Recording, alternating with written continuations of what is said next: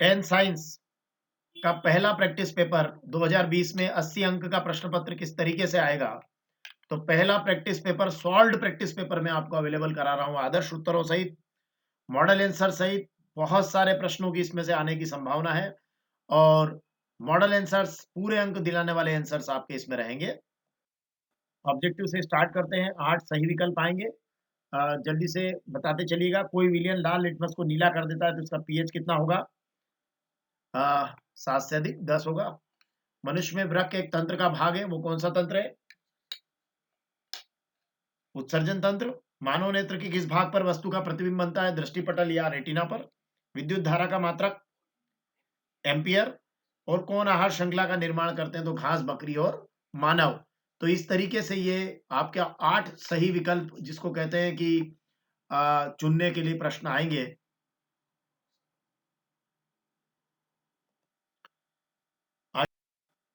अलैंगिक जनन मुकुलन द्वारा किसमें होता है? यीस्ट में। निम्न में से कौन मादा जनन तंत्र का भाग नहीं है? शुक्रवाहिका। और पराग कोश में क्या होते हैं? पराग कण होते हैं। तो इस तरीके से ये हमारे 8 जो है सही विकल्प चुनकर लाने वाले प्रश्न है। आगे बढ़ते हैं। अब 8 ही इसमें रिक्त स्थान भी एग्जाम में आपके पूछे जाएंगे, और ये रिक्त स्थान वहीं से बनाए गए हैं जो आपके ब्लूप्रिंट में आपको दिए गए हैं। तो वे अभिक्रियाएं जिनमें उत्पाद के साथ साथ ऊष्मा भी उत्पन्न होती है, कौन सी अभिक्रिया होती है? वो ऊष्मा क्षेपीय अभिक्रिया। आधुनिक आवर्त सारणी में कितने समूह हैं? 18 समूह। मेंडल ने कौन से पौधे पर अपने प्रयोग किए थे? मटर के पौधे पर। और सामान्य वयस्क के लिए सुस्पष्ट दर्शन की अल्पतम दूरी 25 सेंटीमीटर। दो तंत्रिका कोशिकाओं के बीच खाली स्थान को क्या बोलते हैं? सिनेप्स। विद्युत धारा के चुंबकीय प्रभाव की खोज ऑरस्टेड ने की। लक्षणों की वंशागतिकी के नियम मेंडल ने दिए। और लेंस की क्षमता का मात्रक है डायोप्टर। तो इस तरीके से ये आप रिक्त स्थान में भी आपको 8 प्रश्न पूछे जाएंगे। उसके बाद में होगा सही जोड़ी बनाना, वहां पर भी 8 प्रश्न आपके रहेंगे। सही जोड़ी में भी, सही जोड़ी में देखिए, सोडियम आपका अतिक्रियाशील धातु हो जाएगा। नेफ्रॉन जो है वृक्क की संरचनात्मक इकाई, अंतःस्रावी ग्रंथि हार्मोन, द्रव धातु पारा, विभवांतर का मात्रक वोल्ट, ऊष्मा की सबसे अच्छी चालक चांदी, चमकीली धातु आयोडीन, और दिक्सूचक सुई छोटा चुंबक। 4 प्रश्न बचे एक वाक्य में उत्तर के। शुद्ध जल का पीएच 7। हरे पौधों की पत्तियों में पाए जाने वाला वर्णक क्लोरोफिल। डीएनए का पूरा नाम डीऑक्सी राइबोन्यूक्लिक एसिड। दो जीवाश्म ईंधनों के नाम कोयला और पेट्रोलियम। दर्पण सूत्र लिखिए। 1/F = 1/U + 1/V। पुष्प में नर जननांग कहलाता है पुंकेसर, मस्तिष्क का सोचने वाला भाग अग्र मस्तिष्क।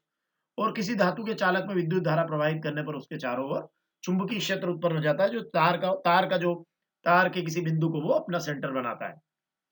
तो चलिए, ये इस तरीके से 32 हमारे ऑब्जेक्टिव हो गए। अब शुरुआत होगी 2-2 अंक के 10 प्रश्न इसमें रहेंगे। जैसे एक विकृत गंधिता क्या होती है? तो जब तेल या वसा युक्त खाने की सामग्री होती है, अगर वो लंबे समय तक रह जाए तो वो उपचयित हो जाती है, मतलब उसका ऑक्सीकरण हो जाता है और उसका गंध और स्वाद बदल जाता है, तो वो खाने लायक नहीं रहती। इसे ही विकृत गंधिता कहते हैं। तो इसमें बहुत सारे क्वेश्चन ऐसे भी हैं जो 2019 में एमपी बोर्ड के एग्जाम में पूछे गए हैं। तो यहाँ से ये प्रश्न बड़े महत्वपूर्ण हो गए हैं। तो 2 अंक के 10 प्रश्नों पर हम बात कर रहे थे। इसके अथवा में प्रश्न आ सकता है कि लोहे की वस्तुओं पर हम पेंट क्यों करते हैं? तो जंग से बचाने के लिए या संक्षारण से बचाने के लिए, ताकि वो आर्द्र वायु के संपर्क में सीधे न आए। संयोजकता किसे कहते हैं? तो परमाणु के बाह्यतम कक्ष में इलेक्ट्रॉनों का अष्टक बनाने के लिए जितनी संख्या में इलेक्ट्रॉनों को लेना या देना पड़ता है या साझेदारी करना पड़ता है, उसको उस तत्व की संयोजकता कहते हैं। न्यूलैंड के अष्टक सिद्धांत की सीमाएं, ये एक्चुअली 5वें चैप्टर से हमारे प्रश्न है, जो कि 2 नंबर में, और ये पहले चैप्टर से 2 नंबर का प्रश्न है ना? तो ये आपका सब ब्लूप्रिंट के हिसाब से है। न्यूलैंड के अष्टक सिद्धांत की 2 सीमाएं, तो ये केवल कैल्शियम तक ही लागू है। उसके बाद जो 8वें तत्व के गुणधर्म है, या यूं कहें पहले तत्व से मैच नहीं करते हैं, और ये हल्के तत्वों के लिए ही ठीक से लागू हो पाया, भारी तत्वों के लिए लागू नहीं हुआ। फिर ये परागण वाला जो द्विखंडन बहुखंडन से किस प्रकार भिन्न है, तो ये आपका जो आपका चैप्टर नंबर 8 है जीव जनन, यहाँ से 2 अंक का ये प्रश्न है।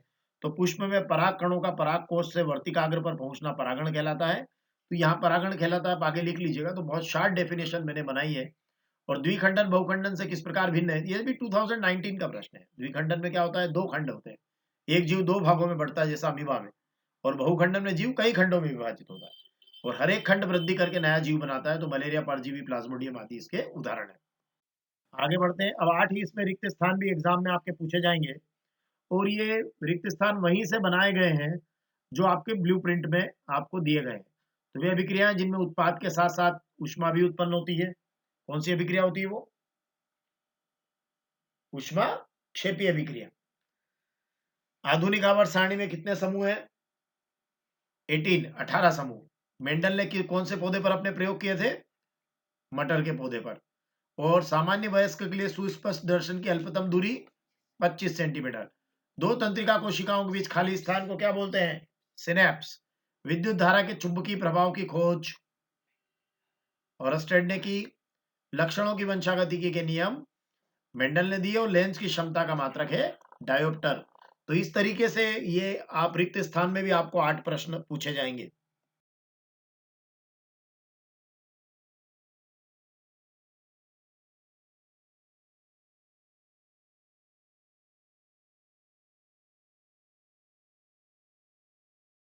उसके बाद में 2 अंक का हमारा प्रश्न बनेगा, तो ये आपका जो जैव प्रक्रम पाठ है, वहां से एक 2 नंबर का प्रश्न आएगा। तो प्रकाश संश्लेषण के लिए आवश्यक कच्ची सामग्री कहाँ से प्राप्त होती है? तो हमें पता है कि कार्बन डाइऑक्साइड और सूर्य का प्रकाश रहता है, और जल मिलकर ये प्रकाश संश्लेषण की क्रिया पूरी होती है। तो कार्बन डाइऑक्साइड कहाँ से मिलती है? वायु से। और सूर्य से ऊर्जा के रूप में जो है वो प्रकाश प्रकाश के रूप में ऊर्जा प्राप्त होती है। और मृदा से जो है वो जल प्राप्त होता है। जमीन से, भूमि से हमें जल की प्राप्ति होती है प्रकाश संश्लेषण की क्रिया के लिए पौधों को। अब भोजन के पाचन में लार की क्या भूमिका है? तो आप बता दीजिएगा कि लार ग्रंथियों से लार निकलती है, तो वो भोजन को लसलसा और चिकना बना देती है, जिससे वो भोजन नली में आसानी से फिसल जाता है। और दूसरी बात ये बताइएगा कि लार में एक एंजाइम होता है माइलेज, वो जटिल अणुओं को सरल अणुओं में बदलता है, जिससे पाचन अच्छी तरीके से होता है। नेक्स्ट है कि मेंडल ने मटर के पौधे का ही चुनाव क्यों किया? अब ये जो 2 अंक का प्रश्न है, ये आपका आपके आनुवांशिकता का जो नवा चैप्टर है वहां से है। तो मेंडल ने जो किया था कि उसका पौधा 1 वर्षीय होता है और उसका पुष्प द्विलिंगी होता है। और इसके अथवा में मनुष्य ने बच्चे का लिंग निर्धारण किस प्रकार होता है? तो आप वो बता दीजिएगा कि लिंग निर्धारण में जो स्त्रियों में देखिए लिंग गुणसूत्र XX और पुरुषों में XY है। तो स्त्रियों से जो गुणसूत्र होता है XX, तो वहाँ माता से जो है हमेशा X गुणसूत्र मिलता है, और पिता से X या Y गुणसूत्र मिलता है। अगर X मिलता है तो लड़की, और Y मिलने पर लड़का। इस तरीके से ये निर्धारण होता है। अब 2-2 नंबर के 2 प्रश्न आते हैं अध्याय 12 विद्युत से। तो ओम का नियम एक प्रश्न है, ये भी आपके एग्जाम के पॉइंट ऑफ व्यू से बहुत इंपॉर्टेंट है। ओम के नियम में आप याद रखिएगा कि विभवांतर धारा के समानुपाती होता है। बस उसके बाद तो फिर आप लिख देंगे कि धातु के तार के 2 सिरों के बीच विभवांतर जो है उसमें प्रवाहित धारा के अनुक्रमानुपाती या समानुपाती होता है, जबकि तार का ताप एक समान होता है। अब इसके साथ में विद्युत धारा, इसके अथवा में एक प्रश्न बना सकते हैं, इसका मात्रक लिखिए।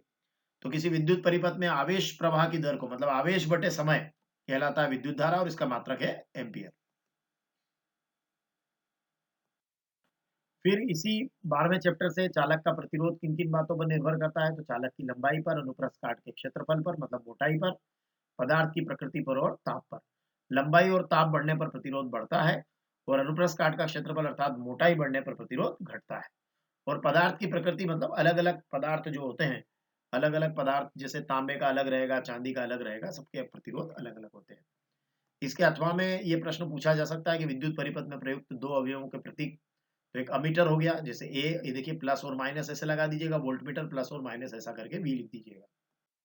फिर इसके बाद में 15वें चैप्टर से एक 2 नंबर का प्रश्न बनेगा। तो इसमें अपघटक या अपमार्जक क्या है? बड़ा इंपॉर्टेंट प्रश्न है कि ये जीवाणु और कवक जो होते हैं, जैसे सूक्ष्म जीव हैं जीवाणु और कवक, ये क्या करते हैं? मृत जीव अवशेषों का अपमार्जन करते हैं, और हमारे बड़े सफाई मित्र हैं, इनको अपघटक या अपमार्जक कहते हैं। और ओजोन परत का क्या महत्व है? तो ये सूर्य से आने वाली हानिकारक पराबैंगनी विकिरणों को पृथ्वी पर आने से रोकती है, तो त्वचा का कैंसर हो सकता है इससे। तो ये इनको रोक देती है। ओजोन परत कहाँ पाई जाती है? समताप मंडल में। लेकिन हम ओजोन परत को नुकसान पहुंचा रहे हैं, किस पदार्थ के द्वारा? क्लोरोफ्लोरो कार्बन के द्वारा, CFC के द्वारा। ये भी एक प्रश्न एग्जाम के पॉइंट ऑफ व्यू से बड़ा इंपॉर्टेंट है। चलिए, अभी आपके हम जो बात कर रहे थे, तो ये आपके 2 नंबर के सारे प्रश्न खत्म हो गए। अब यहाँ के बाद 10 प्रश्न हो गए 2-2 नंबर के। अब यहाँ के बाद 3 नंबर के इसमें एग्जाम में आपके 4 प्रश्न आएंगे, उस पर आते हैं। तो जैसे आपका जो चैप्टर नंबर 11 है, वहां से एक 3 नंबर का प्रश्न एग्जाम में आएगा। तो 2019 में वहां से एक प्रश्न आया था, मानव नेत्र का नामांकित चित्र। तो ये मानव नेत्र का नामांकित चित्र 2019 में पूछा गया है। तो आपको मानव नेत्र का नामांकित चित्र बनाना आना चाहिए, और इसमें आपको दृष्टि पटल बनाना और पुतली बनाना और ये इस तरीके से जो है नेत्र लेंस बनाना आपको अच्छी तरीके से आना चाहिए।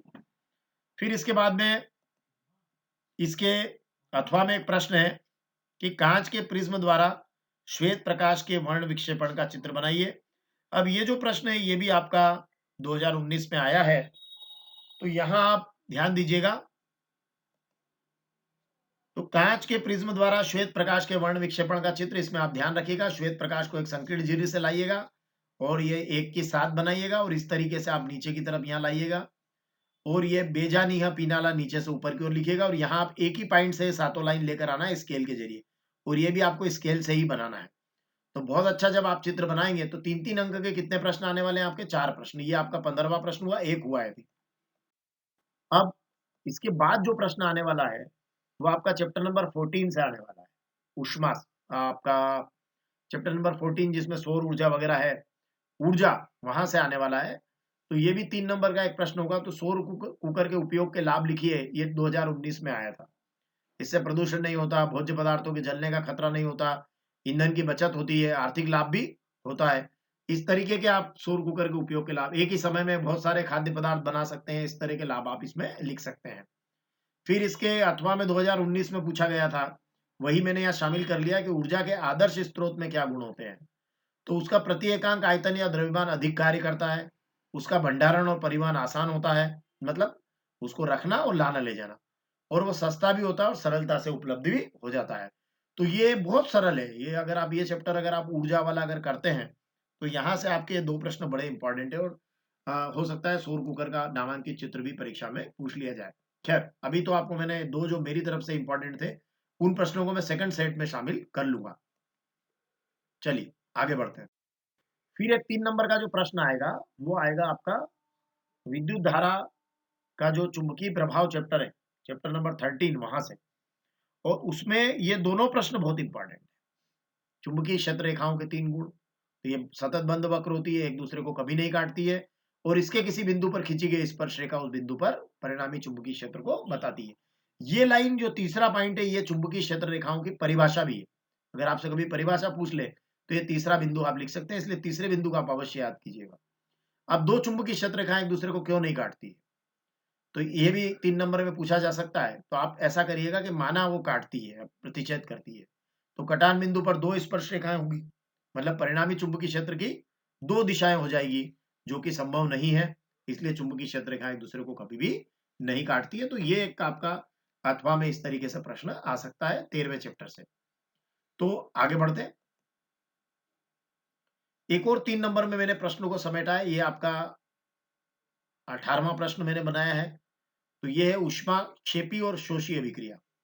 तो वे अभिक्रिया जिसमें उत्पाद के साथ साथ, निर्माण के साथ साथ ऊष्मा भी उत्पन्न होती है, ऊष्माक्षेपी CaO plus H2O, COH twice plus ऊष्मा। और ऊष्मा शोषी में हो जाएगा कि उत्पाद के निर्माण के दौरान ऊष्मा ली जाती है, तो यहाँ आप ऊष्मा लिख दीजिएगा, तो ये ऊष्मा शोषी हो जाएगा। CaCO3 CaO प्लस CO2, तो ये आपका ये हो जाएगा। तो यहाँ आप ऊष्मा लिख दीजिएगा तीर के ऊपर, तो ये आपका काम बन जाएगा। अब इसके अथवा में मैंने 2 प्रश्न लिए हैं, विस्थापन और द्विविस्थापन दोनों ले लिए हैं 3 नंबर में। ये पहले चैप्टर से 3 नंबर का प्रश्न बना रहा हूं मैं। तो विस्थापन अभिक्रिया जिसमें एक तत्व दूसरे तत्व को उसके यौगिक में से प्रतिस्थापित कर देता है, जैसे कॉपर सल्फेट। अगर आपसे ये लिखा है तो बहुत अच्छी बात है, क्योंकि AQ का मतलब होता है जली, मतलब कॉपर सल्फेट का जली विलयन। और ये आयरन जो लिखा सॉलिड, मतलब ये लोहे की कील है, ठोस है। तो कॉपर सल्फेट प्लस आयरन, ये हो जाएगा आयरन सल्फेट, ये यहाँ आ जाएगा। देखिए विस्थापन ऐसे हुआ है, ये यहाँ बैठ गया और ये यहाँ बैठ गया। देखिए आप, ये कलर से मैंने इसको बता दिया है। तो ये आयरन सल्फेट प्लस कॉपर बन जाता है। और जो द्विविस्थापन अभिक्रिया होती है उसमें सिंपली आप लिख सकते हैं कि वे अभिक्रियाएं जिनमें अभिकारकों के बीच में या 2 यौगिकों के बीच में आयनों का आदान प्रदान होता है। ठीक है, तो 2 नए यौगिक बन जाते हैं, बेरियम क्लोराइड और कॉपर सल्फेट का उदाहरण ले लीजिए। इसको यहाँ भेज दीजिएगा और इसको यहाँ भेज दीजिएगा, barium sulphate plus copper chloride. तो ये 3 नंबर के आपके प्रश्न यहाँ समाप्त हो जाएंगे। अब यहाँ से मैं 4-4 नंबर के प्रश्न शुरू कर रहा हूँ। 4-4 नंबर के आपके कोर्स में 4 प्रश्न आएंगे, और ये आपके आएंगे एक तो अम्ल क्षार वाले पार्ट से। तो ये अम्ल क्षार वाले पार्ट से 4 नंबर का पहला प्रश्न मैंने लिया है। तो इसमें 2 भागों में 2019 का प्रश्न मैं शामिल कर रहा हूँ। मेरे अधिकांश प्रश्न इस पेपर में 2019 से लिए, क्योंकि मुझे बड़े अच्छे लगे वो प्रश्न एग्जाम के पॉइंट ऑफ व्यू से। जैसे उदासीनीकरण की क्रिया क्या होती है? तो अम्ल और क्षार मिलकर जो है लवण और जल बनाते हैं, तो इसको कहते हैं उदासीनीकरण। जैसे आपने HCl अम्ल लिया और NaOH क्षार लिया, तो ये Na और Cl जुड़ जाएंगे, NaCl लवण हो गया और H और OH मिलकर H2O जल हो गया। तो ये उदासीनीकरण क्रिया को आप समझा दीजिएगा उदाहरण से। ये बहुत IMP है, इस बार इस वर्ष आने की भरपूर संभावना है। इसका बी प्रश्न मैंने ये बनाया है कि विरंजक चूर्ण और प्लास्टर ऑफ पेरिस के सूत्र। तो ये तो अवश्य आएंगे, मतलब इन चारों में से तो कोई ना कोई आना ही आना है, या चारों भी पूछे जा सकते हैं। तो विरंजक चूर्ण को कैल्शियम ऑक्सीक्लोराइड बोलते हैं, CaOCl2। और प्लास्टर ऑफ पेरिस को कैल्शियम सल्फेट हेमीहाइड्रेट। तो कैल्शियम सल्फेट और हेमीहाइड्रेट के लिए हाफ H2O लगा दीजिएगा। तो ये 4 नंबर का एक प्रश्न आपका कौन सा हो गया? ये आपका हो गया अम्ल क्षार एवं लवण, चैप्टर नंबर 2 से। तो 2 से ये 4 नंबर का एक प्रश्न है। और अब इसके अथवा में कौन सा प्रश्न था 2019 में, वही मैंने यहाँ शामिल कर लिया है। ये भी सारे 19 में ही पूछे गए। अब देखिए, धोने का सोडा और बेकिंग सोडा के दो उपयोग। तो वॉशिंग सोडा है धोने का सोडा, साफ सफाई कपड़े धोने में क्लीनिंग एजेंट के रूप में, मतलब साफ सफाई के रूप में। और कागज, साबुन और कांच उद्योग में। थोड़ा इस तरीके से लिखे तो अच्छा लगता है। कई बार बच्चे ऐसा लिख देते हैं साफ सफाई में और दूसरा पॉइंट लिख देते हैं कपड़े धोने में, तो वो एक ही साथ होना चाहिए। आप इसमें जरूर कर सकते हैं कि कागज उद्योग में लिख दें, फिर कांच उद्योग में अलग कर दें, वो कोई दिक्कत नहीं। और बेकिंग सोडा तो हमें पता है कि पेट की एसिडिटी को दूर करता है ना। और बेकिंग पाउडर बनाने में ऐसा करके आप 2 पॉइंट लिख देंगे। तो ये 4 नंबर का इन्होंने बहुत छोटा बनाया था, तो आप इसको भी कर सकते थे। तो ये आपका अम्ल क्षार एवं लवण जो हमारा चैप्टर नंबर 2 है, इससे ये 4 नंबर का एक प्रश्न हमारा हुआ। अब जो नेक्स्ट क्वेश्चन है वो है चैप्टर नंबर 4 कार्बन से। कार्बन से एक ही प्रश्न आएगा 4 नंबर का। ना तो ऑब्जेक्टिव आना है, ना 2 अंक के प्रश्न आना है, कुछ भी नहीं आना है। तो इसमें इलेक्ट्रॉन बिंदु संरचना के ऊपर प्रश्न की बहुत अधिक संभावना है। और इसमें एक दूसरा संभावित प्रश्न है कि वो साबुन और अपमार्जक में अंतर। तो ये 2 प्रश्न आप बहुत अच्छे से प्रिपेयर करके जाइएगा। और इलेक्ट्रॉन बिंदु संरचना है, आप जितनी भी 3 4 5 है उनको बहुत अच्छे से तैयार करिएगा। तो जैसे कार्बन डाइऑक्साइड है, CO2। तो यहां से पता चल रहा है कि एक तो कार्बन है तो एक कार्बन का गोला बना लेना, और 2 ऑक्सीजन है तो 2 ऑक्सीजन के गोले बना लेना। फिर उसके बाद में आप देखना कि कार्बन का जो की संयोजकता 4 है, तो उसके 4 इलेक्ट्रॉन ये क्रॉस वाले मैंने बताए 4। तो 2 इधर रख देना, 2 इधर रख देना। अब ऑक्सीजन में क्या है?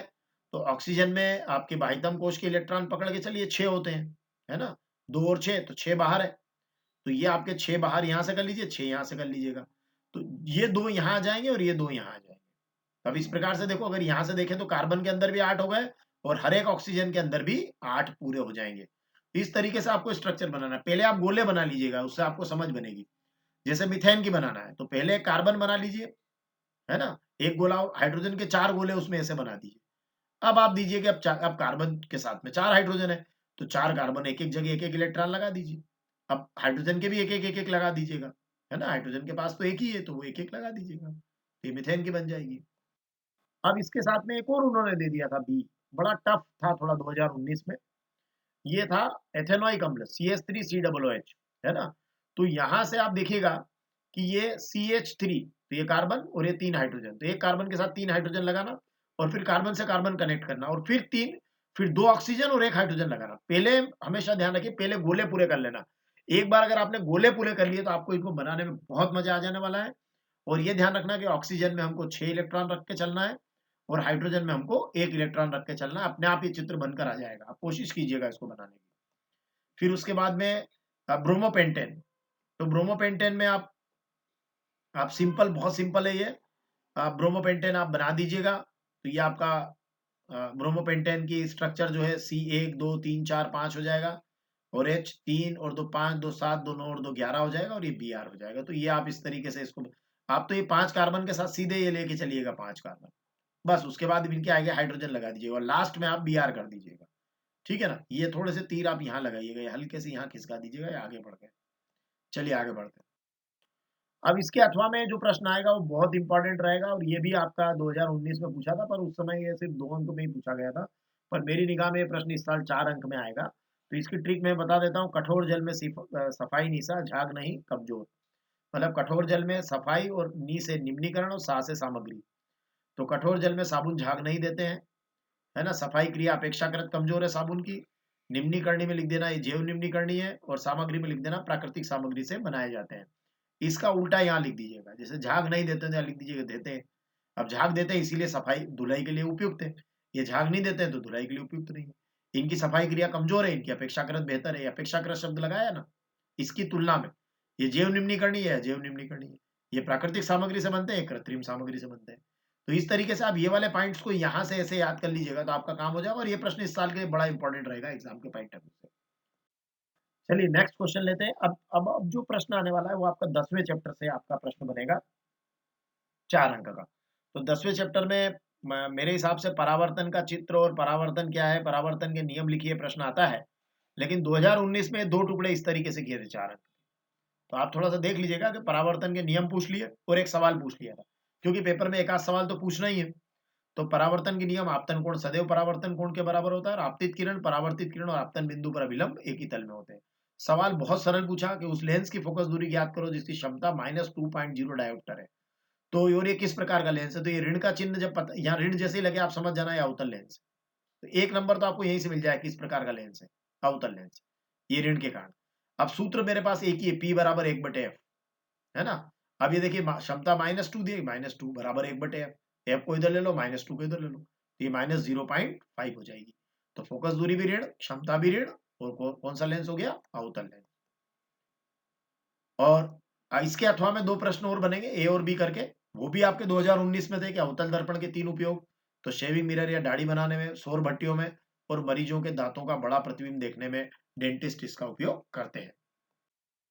इसके साथ में एक बी नंबर का प्रश्न और बनाया था उन्होंने कि कांच के आयताकार गुटके से अपवर्तन का चित्र बनाइए। तो आप इस तरीके से कांच का आयताकार गुटका बनाना, और ये यहाँ एक खड़ी लाइन अभिलंब बनाना, यहाँ भी एक अभिलंब बनाना, और फिर एक लाइन को यहाँ से ऐसे लाना, और जब वो वायु से कांच में आए तो उसको ऐसे मोड़ देना अभिलंब की तरफ, और फिर यहाँ से वैसे ही बाहर करना जैसे यहाँ से आप लाए थे। I1 R1 I2 R2 कर दीजिएगा, ये आपका निर्गत कोण हो जाएगा, ये आपका आपतन कोण हो जाएगा, ये अपवर्तन कोण हो जाएगा। तो आप इस तरीके से इस चित्र को पूरा कर दीजिएगा। 2 अभिलंब हो गए, और ये आपतित किरण है और ये निर्गत किरण है, ये यहाँ अपवर्तित किरण है बीच में। नेक्स्ट है मानव उत्सर्जन तंत्र का नामांकित चित्र। ये आपका अध्याय 6 जैव प्रक्रम में 4 नंबर का प्रश्न बनेगा। तो मुझे लग रहा है कि उत्सर्जन तंत्र का चित्र इस बार के लिए बहुत इंपॉर्टेंट है। तो आप उत्सर्जन तंत्र का इस प्रकार से चित्र बनाइएगा, 4 अंक में बढ़िया सुंदर सा चित्र बना दीजिएगा, तो आपका काम हो जाएगा। तो ये मैंने सारे अलग अलग भी इनके वीडियोस बनाए हुए हैं, और इनको ये बताया हुआ है कि किस तरीके से इनको आपको बनाना है। सारे ही प्रश्न एक छोटे छोटे वीडियोस के रूप में मैंने अलग अलग भी तैयार कर दिए हैं, ताकि उनको एक एक बात उनकी बारीकी से समझाई हुई भी है। आगे बढ़ते हैं कि एक प्रश्न और इसके अथवा में आया था कि ग्लूकोज के ऑक्सीकरण, देखिए यहाँ वायवी और अवायवी श्वसन में अंतर प्रश्न सीधा सीधा भी पूछा जा सकता है 4 नंबर में। लेकिन 2019 में उसने क्या किया कि इसको वायवी और अवायवी को सीधा नहीं पूछा, उसने कहा विभिन्न जीवों से प्राप्त ऊर्जा का पद बनाइए। तो ये देखो ग्लूकोज के 6 अणु लिए, कोशिका द्रव्य में ये देखिए पायरुवेट, और पायरुवेट का जो है देखिए आप ये अलग अलग तरीके से इनका विखंडन हुआ है। तो ये अगर माइटोकॉन्ड्रिया में होता है ऑक्सीजन की उपस्थिति में तो वायवीय श्वसन है, और वायवीय श्वसन में कौन बनता है, जल, कार्बन डाइऑक्साइड और ऊर्जा। और अगर ये यीस्ट में ऑक्सीजन की अनुपस्थिति में तो इसको अवायवीय श्वसन कहेंगे। तो इसमें इथेनॉल, कार्बन डाइऑक्साइड और ऊर्जा मिलेगी। तो देखिए कार्बन डाइऑक्साइड दोनों जगह है, ऊर्जा भी दोनों जगह है, लेकिन यहाँ वायवीय में जल बनता है, यहाँ आपका इथेनॉल बनता है। और अगर हमारी मांसपेशियों में जो क्रैम्प्स वगैरह आते हैं तो वो लैक्टिक अम्ल के बनने के कारण आते हैं। तो ये भी ऑब्जेक्टिव का भी एक प्रश्न बनता है कि हमारी मांसपेशियों में क्रैम्प्स कौन से अम्ल के कारण आते हैं, तो ये लैक्टिक अम्ल के कारण आते हैं। वैसे दही में भी लैक्टिक अम्ल होता है। तो ये आपका इस तरीके का चित्र आपको बनाना अवश्य सीखना चाहिए, क्योंकि ये हमारा पार्ट है 2019 के पेपर का भी हमारा हिस्सा है। अधिकांश प्रश्न जो मैंने प्रैक्टिस सेट में लिए हैं वो 2019 के प्रश्न पत्र से सीधे के सीधे ऐसे कैसे लेकर उनके आदर्श उत्तर बनाकर आपके सम्मुख प्रस्तुत कर दिए, ताकि आप उनको बहुत अच्छे से एग्जाम के लिए प्रिपेयर कर सकें।